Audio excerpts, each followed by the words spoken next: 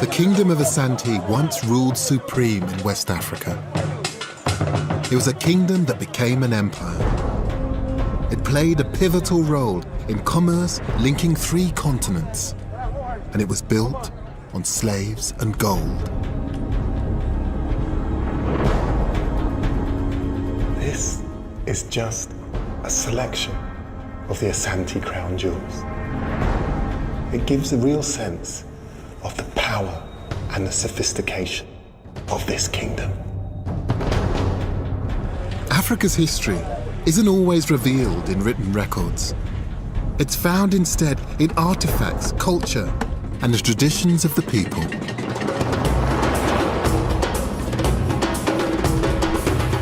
We know less about Africa's distant past than almost anywhere else on Earth.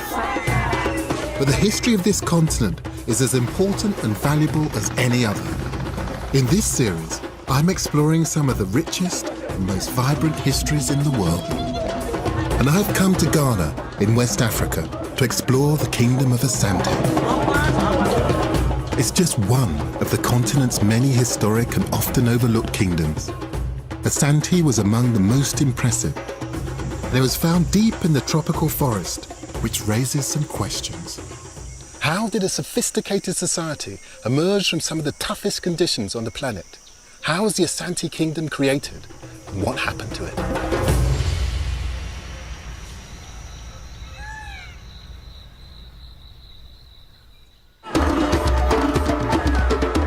Kumasi, Ghana's second city. Today it's home to 1.5 million people. In the 18th and 19th centuries, Kumasi was the center of power of the Asante kingdom. A British visitor named Thomas Bowditch came here in 1817. He wrote a remarkable account of the royal court he encountered. The king, his tributaries and captains were resplendent in the distance, surrounded by attendants of every description. At least 100 umbrellas or canopies, which could shelter 30 persons, were sprung up and down by the bearers with brilliant effect, being made of the most showy cloths and silks and crowned on top with crescents, pelicans, elephants, barrels, and arms and swords of gold. Wow, it sounds quite something. Yes, and if there's a pictorial depiction of this scene in this book itself, so I could show that to you. And historian Mary Owusu is an expert in the Asante kingdom. Here it is. Luckily, it's in color, you know. It's truly spectacular. Mm-hmm. And when one talks about kings and courts, you have a kind of certain idea of the extravagance and bright cloths and everything, and this fulfills all of that. And you can see, is this figure here, is that the Asante? That would be the Asante, the king. Yes. You see? And he has a lot more gold on him. And then the people. But that's also what power is about. It's about human beings, the number of people you control, as well as having the wealth to go with that control. It's a real display of power. And I guess that the most significant sign of that is just how much gold is in evidence, just everywhere. It's pretty obvious looking at these, Mary, that they're trying to send a message. The Asantini's right at the centre. The British you've come to visit, all of these different subjects, musicians. There's something you're seeing but not seeing properly. What aren't I seeing? See these people here? Yes. They're holding skulls, human skulls. Skulls of important individuals who have been overpowered to show how much control the king had. This illustration shows a wealthy state with an uncompromising grip on the kingdom. Fascinating though the account is, Bowditch only really got a snapshot of the Asante. And it doesn't reflect one of the most remarkable things about this kingdom, how it came into being in the first place. Asante emerged a little over 300 years ago in territory now occupied by the Republic of Ghana, in the heart of West Africa's forest zone.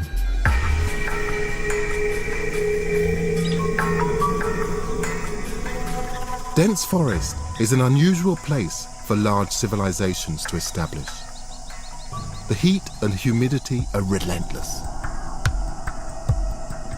Despite the conditions, a complex and sophisticated kingdom emerged here that dominated a vast area for more than 200 years.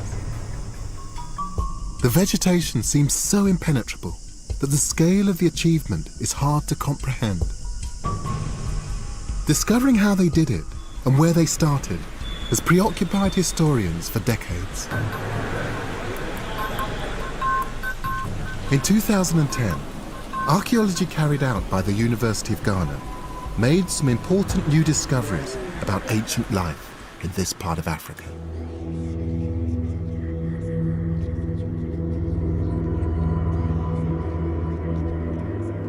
These are 5 clay figurines we recovered from a site in northern Ghana, dating to the 9th and 10th centuries. Dr. Benjamin Kankpian and his colleagues found some 80 terracotta figures, perhaps 1,000 years old, in savannah north of the forest, depicting animals and humans. He believes they were part of a shrine.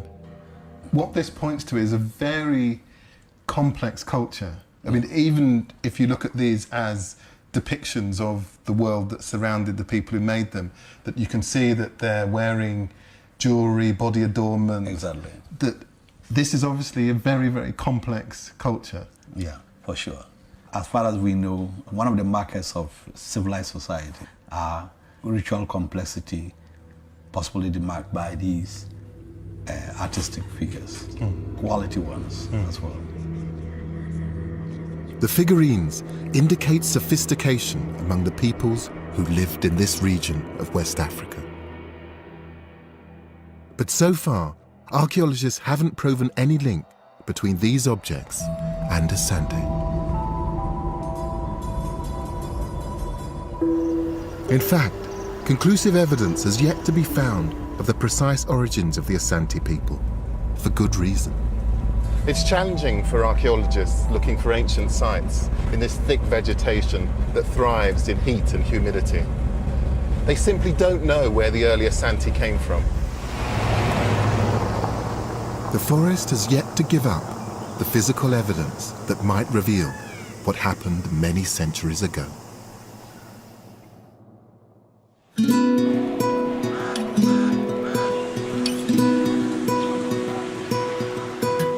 Asante's history isn't as elusive as it might seem, however. Evidence does exist, but it appears in different forms, which are still incredibly valuable. Narrative, oral history, stories of the past, they're all important here. And knowing why is essentially an understanding how the Asante Kingdom came about and what held it together.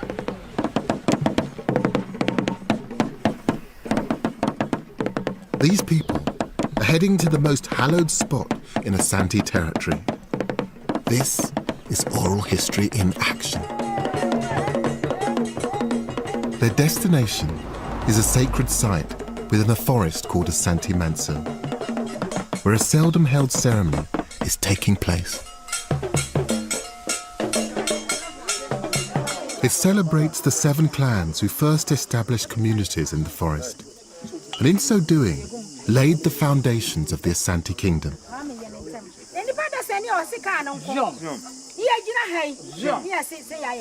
According to legend, they emerged from holes in the ground within the forest.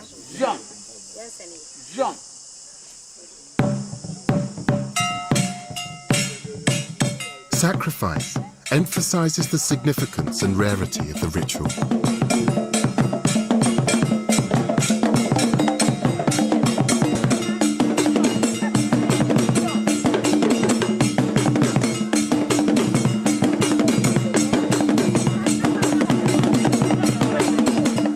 I may find it uncomfortable viewing, but it's an important part of the ceremony celebrating the origin of the Asante people.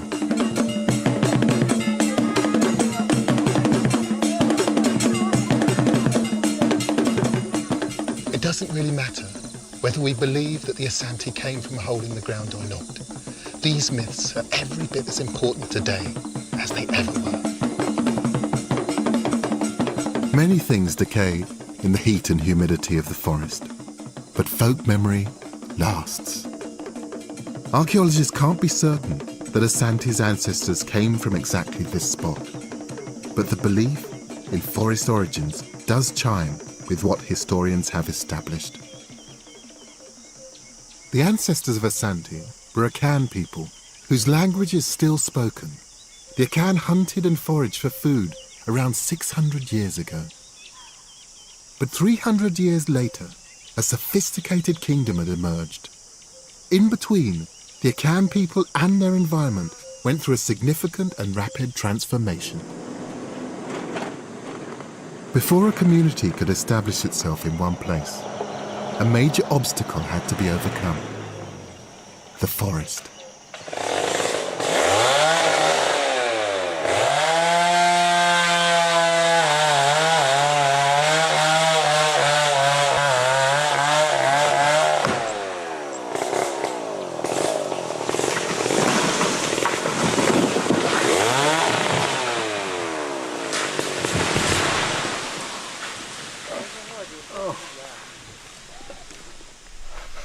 Just unbelievable.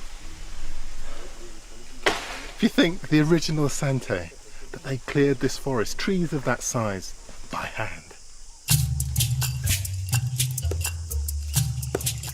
During the peak of the forest clearance 500 years ago, the Akan used axes to weaken the trunks and then pulled the trees down with twine. Clearing the forest was a vital precondition for settled society. Before that, Akan people were part of a hunter-gatherer society. With the forest cleared, agriculture could happen.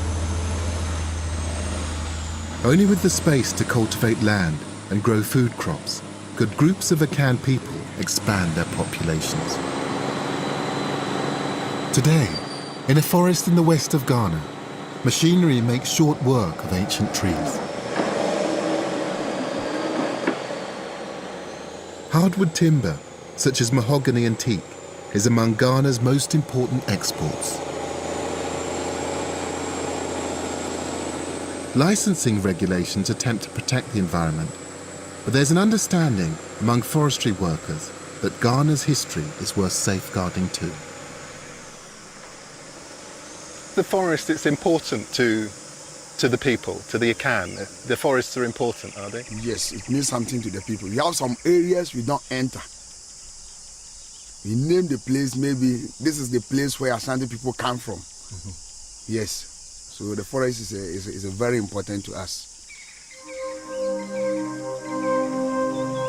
For the Akan people in the 15th and 16th centuries, forest clearance was mind-boggling work. Researchers have calculated that for one man to clear 1 hectare, it would take him 500 days to remove more than 1,200 tons of vegetation. And since the fertility of the soil deteriorates so quickly, he would have to rotate his crops, meaning he would need to clear 6 hectares to feed his family. Faced with such an enormous task, the Akan people needed additional labour. There weren't enough of their own people to do the job, so they used slaves. An expert in the early Akan societies that were the foundation of the Asante Kingdom is Dr. Wilhelmina Donko. Yes, I mean, importing people from outside was a really useful venture for them. Traders from outside coming in. At different times, they must have brought in people even from possibly as far afield as maybe Nigeria, the Senegambian areas, and so on.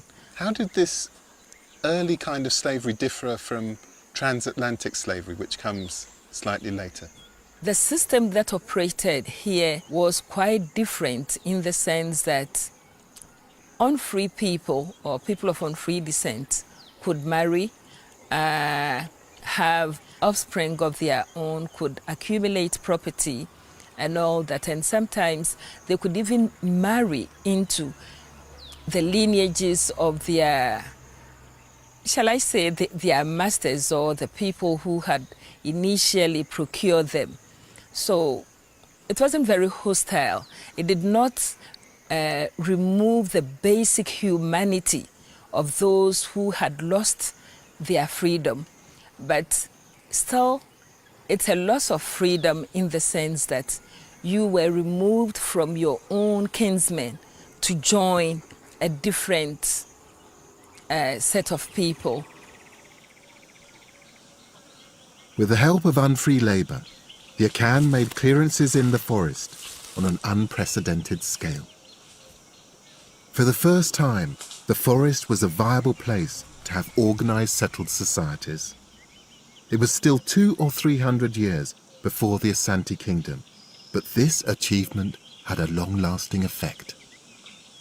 The act of clearing the forest shaped Akan identity. There was a great sense of pride that this effort against the forest had been successful, but that only drove the imperative to do more. Farmers settled in the cleared areas and grew crops needed to support an expanding population.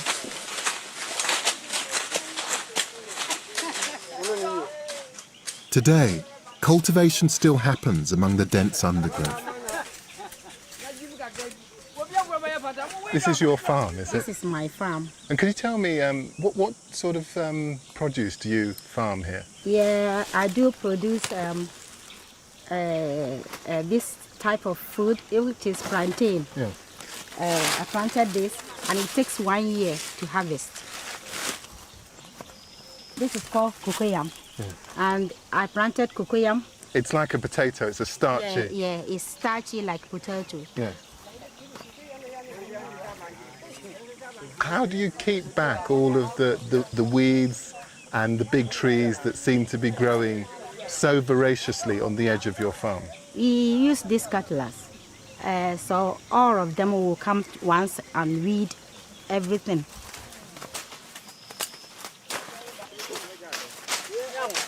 Having cleared space for agriculture, the ancestors of Asante were determined to make the most of it. The pursuit of abundance quickly became ingrained in the Akan psyche. The productiveness of the forest required a lot of hard work, much of it carried out by slaves. But none of that could have happened without a commodity that the Akan exchanged for slaves in the first place.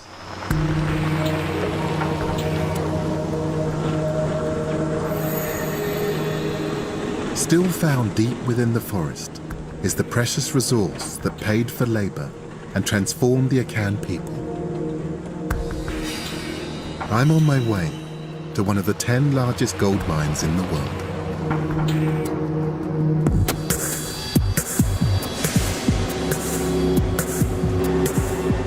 This is the Obuasi gold mine.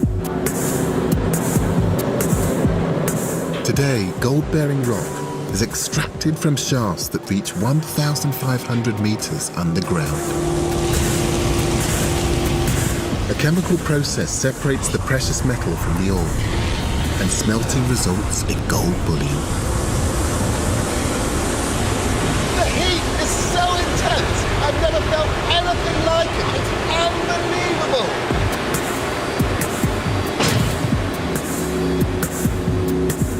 Gold worth over £6 billion at today's prices has been extracted from here since the end of the 19th century.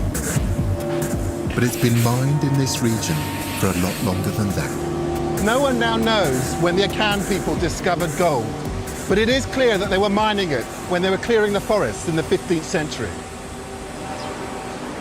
In those days, the gold was found much nearer the surface, and it was smelted by the Akan using Iron Age technology. The precious resource was critical to the transformation of the forest and to the foundations of the Asante kingdom. And gold provided by the forest gave the people a significant place in a much wider economy. Akan gold found its way to North Africa and beyond via trans-Saharan trade routes, and gold paid for not just slaves, but textiles, brass, copper and salt. From the 1470s, Akan gold had a direct route to Europe via Portuguese merchants on the coast. In exchange for gold, they sold guns. A map made by a merchant in the 16th century shows who the Portuguese were dealing with. The most successful Akan were amassing power.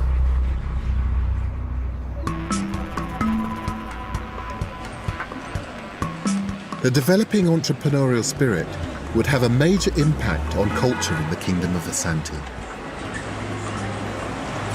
The Akan businessmen had accumulated gold, slaves, and land, and they were known as Berempong, big men. And they shared one thing in common, one ultimate symbol of authority. It wasn't a crown, or even gold regalia. It was a small wooden stool. The village of Awia is a centre of stool craftsmanship. Every stool is carved from a single piece of sese wood. The finest stools made here are used by senior figures in Ghanaian society. Less ornate stools are for everyday use and tourist souvenirs. According to leading Asante scholar Professor Kwame Ahim, the stool was more than a seat to the Akan big men. It is a symbol of status. Now, status in the sense of authority, power, and standing in society. And it begins with the earliest lineage, the family unit. The elders had to have a symbol of authority over everybody. So then he had a stool made for him. And why is the stool the symbol? I suppose the material used for it was durable because he wanted it to last. Now, a stool is a way of remembering or a means of remembering. So in a way that the stools actually became symbols of the history. That's and right. also at the same time the symbols of office, symbols of authority, symbols of power, and also reminders of their particular achievements. The experience of literally hacking their culture out of the forest was bound up in Akan stools. They helped to emphasize the roots of their organized society and much more. It's not just about rootedness, it's also about power, about lineage, about family. They actually have, in the center of them, an empty space where people could put things that they treasured, that brought this object to life, made it more than just a seat. It became, in a way, a vessel that carried history. The stool's authority translated into political power for its chief. As the communities around each stool grew, they became less a collection of farmers and workers and more like highly centralized states. By the mid-1600s, dozens of independent village communities had turned into a patchwork of Akan states. The most powerful was Denchira. It controlled some of the richest gold mines in the forest. For decades, its neighbors sent tribute by way of slaves and other gifts to keep the peace. But Denchira's position as the most powerful of the Akan states was not to last. I'm on my way to the birthplace of the man who challenged Denchira and in the process founded the Asante Kingdom.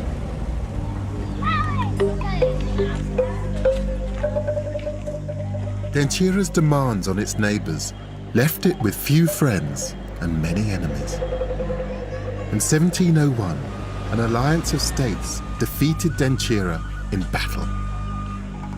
The leader of the alliance was Osai Tutu, the first Asantehene, or king of Asante. According to legend, the village of Aninam is where it all started. This is a beautiful place. I've been offered a guided tour by the chief of the nearby town. This place is particularly special, though, isn't it? The specialty came as a result of the birth of Osei Tutu, which happened here. So Osai Tutu was born here. Let us go to the house. Osei Tutu is thought to have been born sometime during the 1640s. There are very few certainties known about him, but I find it peculiar that there aren't even many artistic impressions of what he might have looked like. The chief is taking me to see one of the very few. And this is where the woman was always sitting down to take care of the child after washing the child. That is where. And this as well. This little shrine shows an infant Osei Tutu in his mother's arms. It doesn't give much of an idea of what the man was like. What kind of person was he? He was a mysterious man, a warrior, a builder, who was able to establish a kingdom. In fact, if we will not be blaspheming, he was our Christ, who gave us the freedom, gave us the art of kingship. And he managed to put us together. The sculpture's strikingly Western in its appearance, and I think the use of Christian iconography is deliberate. If Osei Tutu is to be remembered as a Messiah, it makes sense in this now very Christian country to remind people of Mary and Jesus. I was keen to see the place where, according to legend, Osei Tutu's mother gave birth. Those who are qualified to go there are going to go barefooted. It's in a wooded area, just outside the village. We shall go to the spot. I would love to. Yes. So that is a place. But before, as soon as we get to this point, I have to take my shoes off. Yeah, I'm not sure we shall go there. No. We have to take permission from. Unfortunately, the site is regarded as so sacred, not even the chief has the authority to cross its boundary. There's genuine reverence for the stories of the past, whether provable or not. Can I ask you about the importance of history to the Asante people? People who don't know their history just move about like ordinary chaff which is being blown by with the wind. But those who know their history try to keep the pride that the great ancestors created for them. If we want to maintain our status, maintain our stature, we need to have background of what happened in the past and try not to go away from it, maintain it. It need be modify it to suit conditions as prevailing presently. The notion of modifying history to suit the present is an intriguing idea, but not a new one. It's exactly what happened when the Asante Kingdom was created over 300 years ago, an event commemorated in its capital, Kumasi.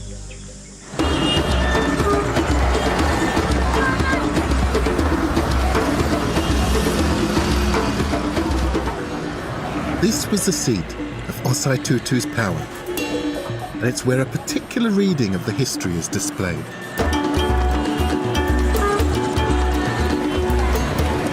This modern statue commemorates the most significant and legendary moment in the creation of Asante. The figure isn't Osei Tutu, but his advisor, Akomfo Anoche.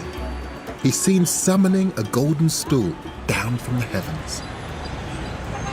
According to folklore, the golden stool is the spirit of the Asante nation. When Akomfo Anoche summoned it from the sky, it settled gently on Osei Tutu's knees, anointing him the great leader of the Asante Kingdom. Akomfo Anoche was Merlin to Osei Tutu's King Arthur. Historians aren't even certain that he ever existed, but by promoting the myth, the Asante state deliberately mixed belief with fact. The golden stool gave Osei Tutu spiritual power to bolster the military leadership he'd already shown.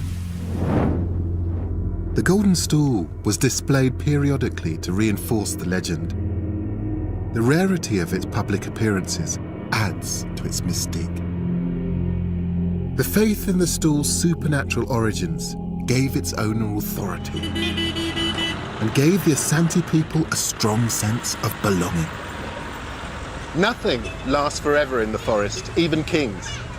But if the golden stool contained the spirit of the Asante nation, then the kingdom could last forever.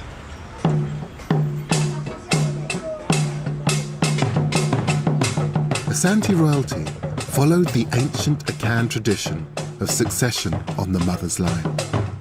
With the spiritual authority of the Golden Stool and with the help of European firearms, Osei Tutu and his successors embarked on campaigns of expansion. Drums were vital to the kingdom's ambitions. Long-distance communication meant Asante's imperialism could be fast and effective.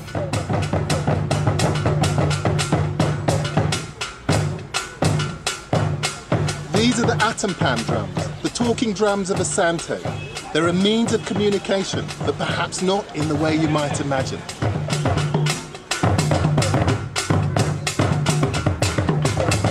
These drums don't just beat out a rhythm, they speak.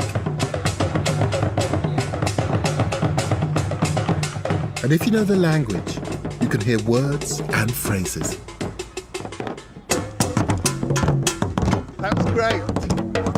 Thank you so much. It's just amazing. And just to hear, you don't just hear it, you feel it. It's absolutely wonderful. So each one of these drums, they have a different sound, a different function. Is that right? Yes. This one is big, this one is big, and this one is a few.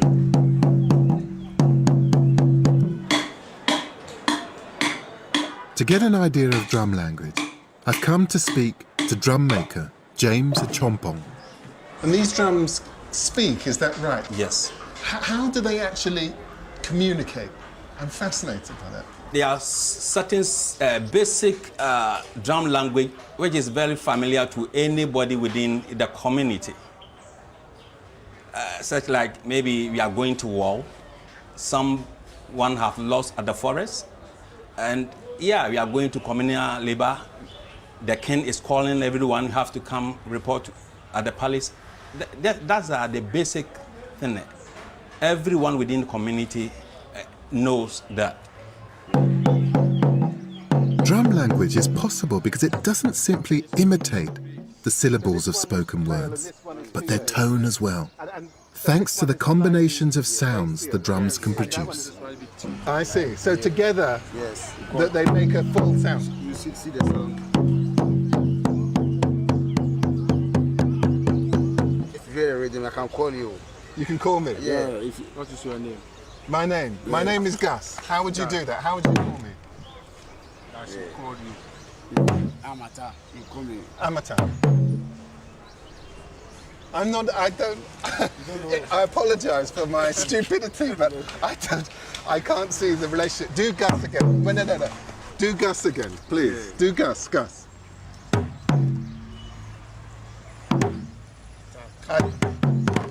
Say Atakakra. Come. Ata Junior. Come. The talking drum in the olden days was the only means to communicate from a village to other village. So there was no telephone then. So normally the community used the talking drum to send messages from village to other village. When you kill Tarzan will come. Asante Kotoko. So that's the great Asante saying, isn't it? Come on. Asante Kotoko. Asante Kotoko. So that one saying, when you kill 1,000, Yeah. 1,000 will come. Yes. The common language of the region made this form of communication extremely effective. Asante had no standing army. Instead, every village was expected to contribute soldiers to campaigns ordered by the Asantehene. The reservists responded to the drummers' call to war, and the kingdom expanded rapidly in the first half of the 18th century. Asante soon dominated territory that stretched beyond the borders of modern Ghana. Previously independent states were coerced into a federation with power centralized in Kumasi. States were either forcibly conquered or submitted to Asante's power. They became provinces of the kingdom. Their chiefs became vassals of the Asante king, the Asante.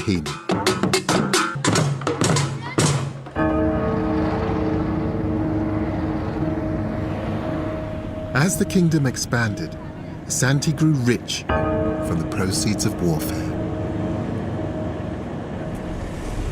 The wars of expansion resulted in the accumulation of vast numbers of slaves, far more than they could possibly use. But this also raised an opportunity.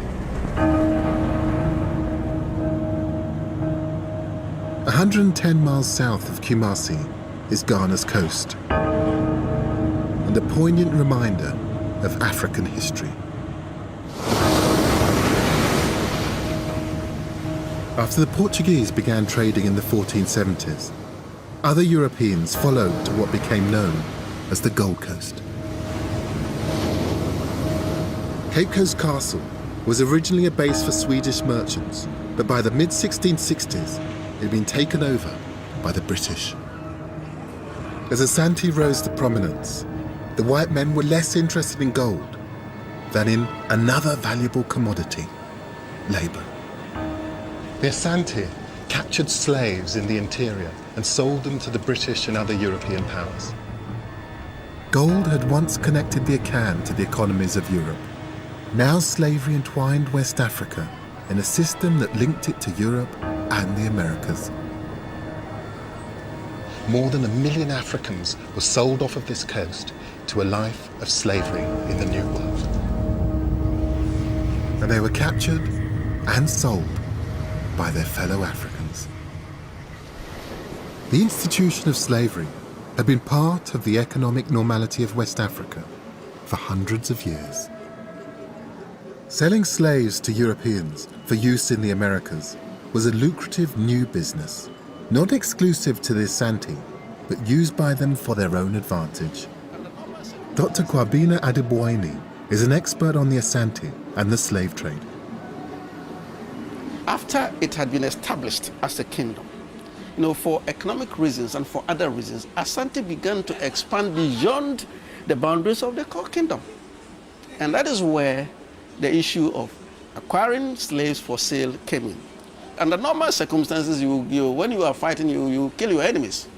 You see, but the slave trade had already emerged as an economic system. So as Asante was expanding, it was getting a lot of war captives. And constant warfare meant constant production of war captives. And once there was a market existing on the coast, logically and rationally, these had to be disposed, and that was going to make them rich.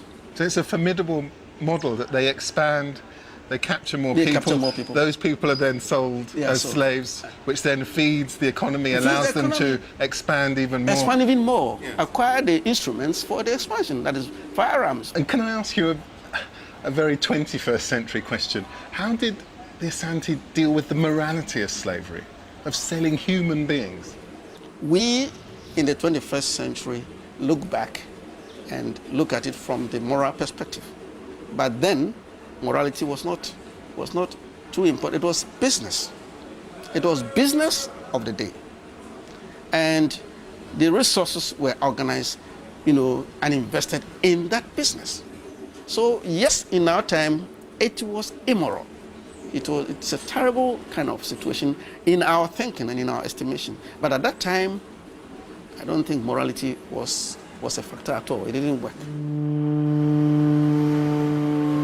For many years in Africa and Europe, slavery was simply a means to an end. Just as their Akan ancestors had used unfree labor to make clearings in the forest, the Asante kings used the proceeds of slavery to create a powerful kingdom. But having created an empire of provinces, the Asantehinis all faced a major challenge: how to keep them together. The Asante kings recognized the value of a traditional culture of storytelling. They understood that the old ways of recording history could be made to work for them. In the heart of the historic kingdom is evidence to show how the Asante state deliberately created a sense of nationalism. Surrounding Kumasi, communities developed a range of skills and crafts. Places like this, Bonwiri, They may not have been big or powerful, but they played a crucial role in binding the kingdom of Asante together.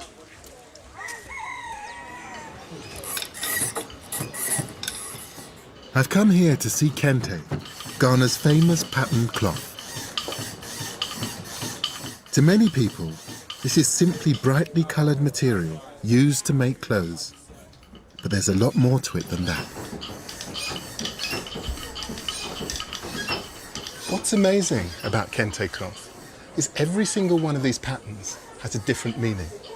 And these are meanings that are used to weave the Asante community together. Even the textile itself is symbolic, made by joining individual strips of material. The word kente means whatever happens to it, it will not tear. And each pattern represents a proverb. We call this my heart desire. My heart's desire? Yeah, my heart desire. Isaac, one of the weavers of the workshop, is showing me how messages can be found in the material. Many of them reinforcing a single basic idea. We're better together than apart. The black is our color. This is family is unity. You know, the Asante people, the king said that we should unite together. He said that united we stand, divided we fall. So he named this particular cloth that family is unity. So there's a kind of a sense of narrative that you... Yes. That's the Asante people. We should unite together so that we can fight with our enemies. Yes. Yeah. Yeah. And is there a particular reason, do the colours, yes, they have particular meanings in particular configurations? The yellow. You see Africa, we have gold. So the yellow color over here represents the gold that we have, that is natural resources. Yes, we have gold. And the black is our color. You see, yes. And then the green over here, now the forestry that we have a big forestry, yes. And then the blue is the sky. So all the colors also mean something. I see.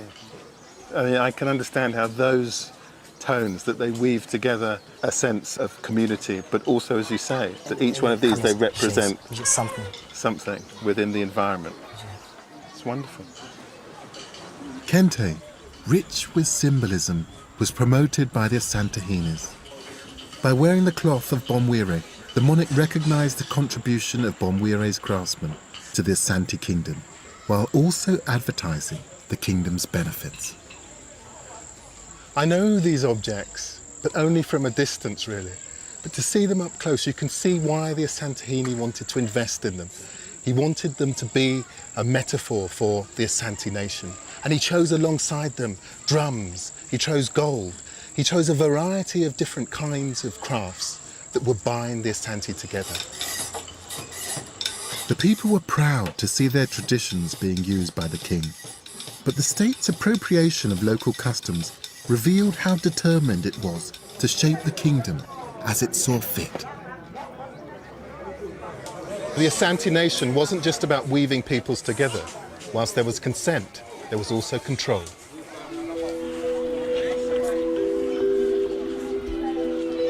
In 100 years, the kingdom had grown significantly. At its largest extent in the early 1800s, it included outlying provinces as far as 16 days' journey from Kumasi. Its population was over 2 million, 20 times more than South Africa in the same period. A kingdom of this size required careful government.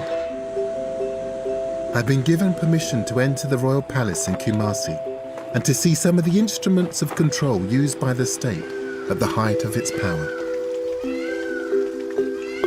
The original palace was the centre of Asante government.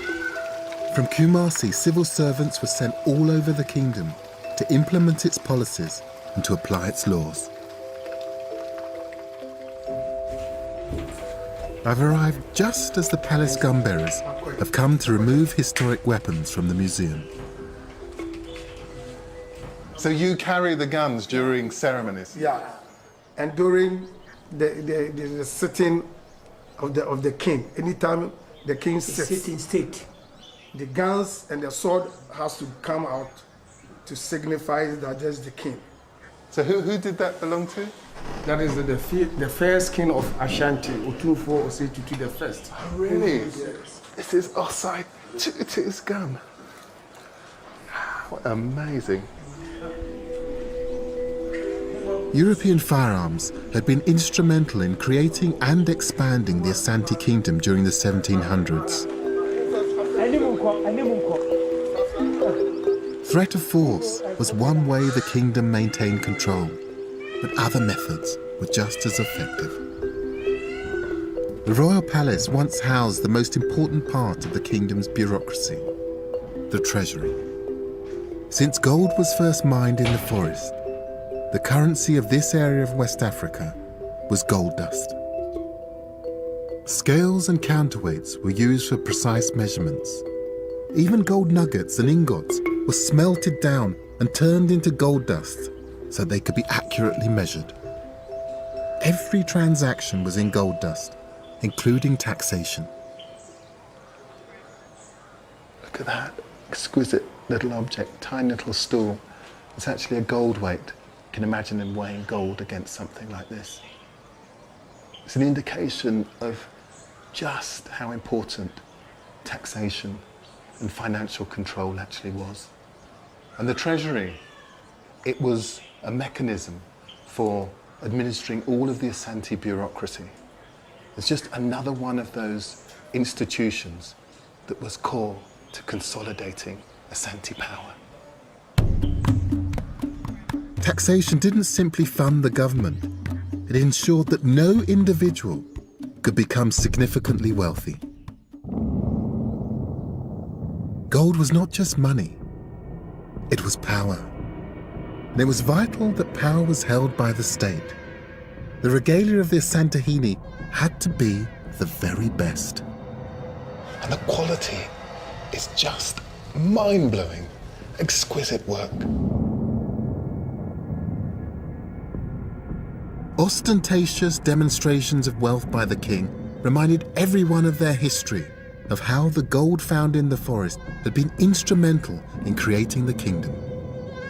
The Asante people had long accepted that the kingdom was safeguarded if the state was rich, but those assumptions were to be severely challenged.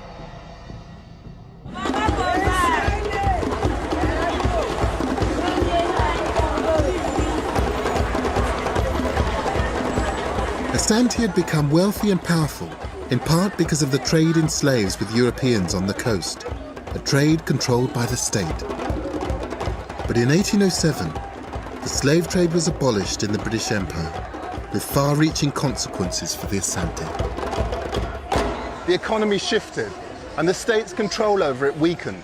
People began to trade in new things with the British on the coast and with traders from across the desert.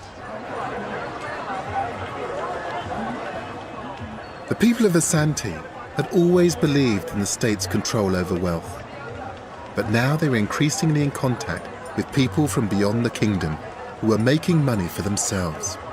Many abandoned Kumasi and migrated to the southern provinces for a piece of the action. Their ancestral entrepreneurial spirit reawakened. At the same time, the sudden drop in European demand for slaves meant that all goods had to be paid for in gold dust. It rapidly became scarce. These new influences had a profound effect. People started hoarding gold. They buried it to avoid paying tax. This was a direct assault on the power of the Asante state. These internal problems plagued the kingdom in the first half of the 19th century, and they were made worse by a fractious relationship with an international trading partner. The military museum in Kumasi was built as a fort by the British. This collection of photographs is testament to British involvement here from the late 19th century. But the British influence on the coast had been growing steadily for many decades before then. There were disagreements and outbreaks of hostilities between the British and Asante, but for the most part, relations between them were of two cooperative trading states. But then, in the late 1860s, everything changed. Asante wanted to restore its domination over its southern provinces, to tighten its grip on coastal trade. But some of those provinces had turned to the British for protection. and an Asante trade monopoly was not in British commercial interests. The two powers were on a collision course. As tempers flared, the Asante took a number of Europeans as prisoners, an act that the British would cite as a justification for war. A war that would allow the British to consolidate their trading position on the coast. In February 1874, British forces marched into Kumasi, the first foreign troops to do so.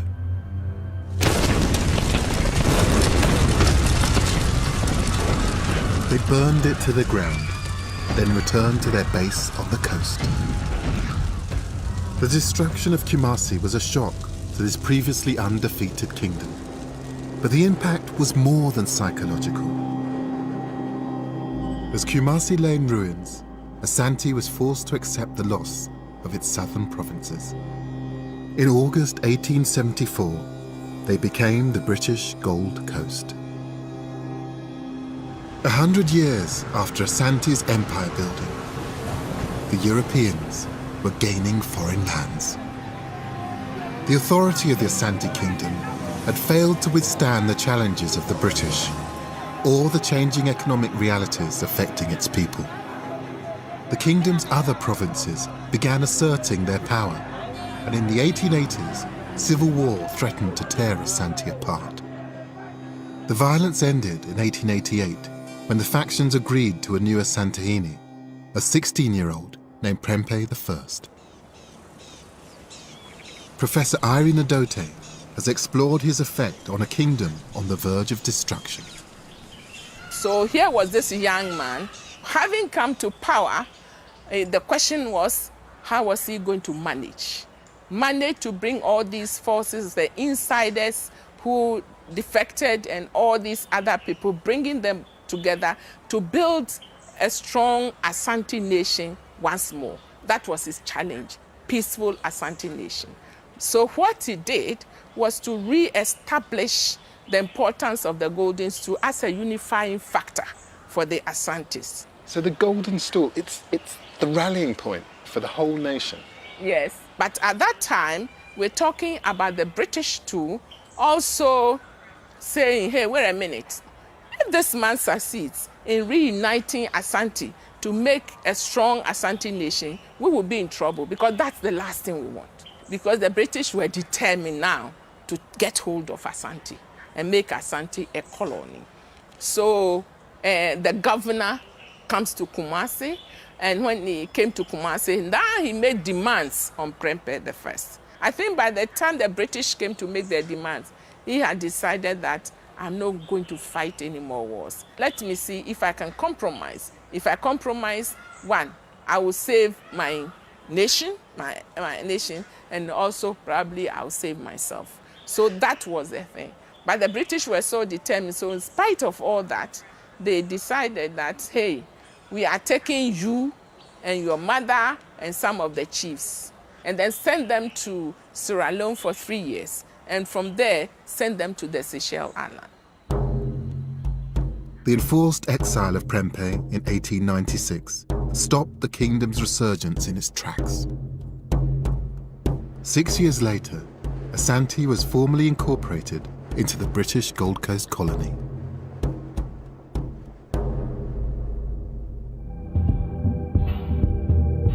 The Asante Kingdom had been the result of centuries of Akan state building in the forest.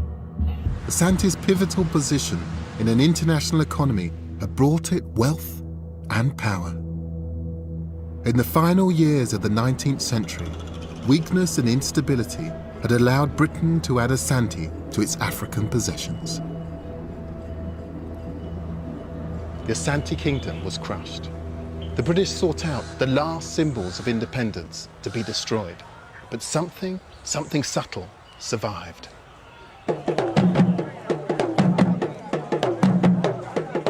The British had failed to destroy the spirit of the Asante nation, or its physical embodiment, the golden stool. It was a significant error, as palace historian Osai Kwadwo explained. Our spirit, our everything is in the golden stool. So that when even the British tried to take the golden stool away, We did our best to hide it, and they never saw it. So they later found that it was not the occupant of the stool who mattered, because we fought so that they could not take the golden stool away, and they never saw the golden stool. So to us, I say we were victorious.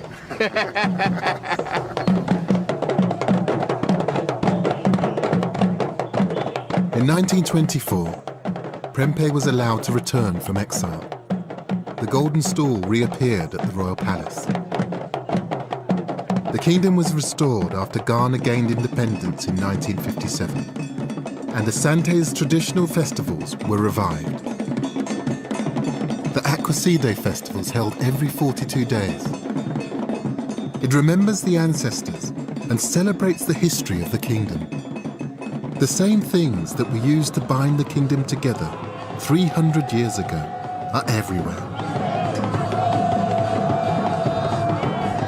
The gold that was once mined deep in the forest, the drums that beat out the proverbs of Asante, the kente cloth that carries the slogans of unity, all in stunning display. You understand why they chose gold in this light with the kente? It just looks extraordinary. None of these symbols of power. And suddenly you understand them. They're just dazzling in this light. Provincial chiefs gather to pay homage to the current Asantehene, Osai Tutu II. He may not command an army or wield the power of his ancestors, but there's no doubt about his importance to the Asante people. Just amazing to get this close to the king of Ashanti, wearing all of that gold, that kente, the story that we tried to tell, alive and well in this man, the embodiment of our story. This is a celebration of history, but it's history with a purpose. We dwell upon our history to improve upon our future.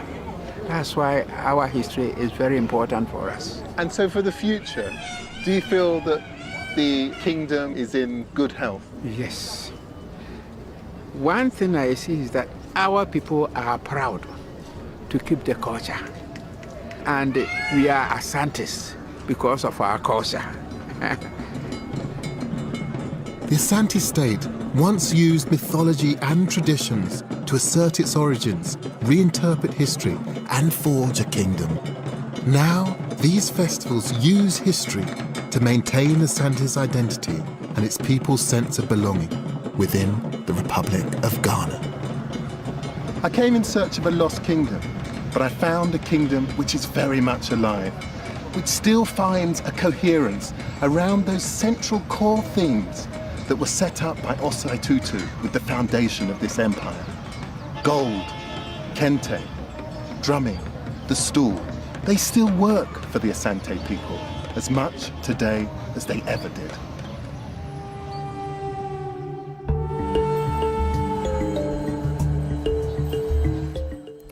Natural World is on the trail of two very special tigers. That's here on BBC HD tomorrow night at 11:30. And tonight, Raymond Blanc is the Very Hungry Frenchman. Next.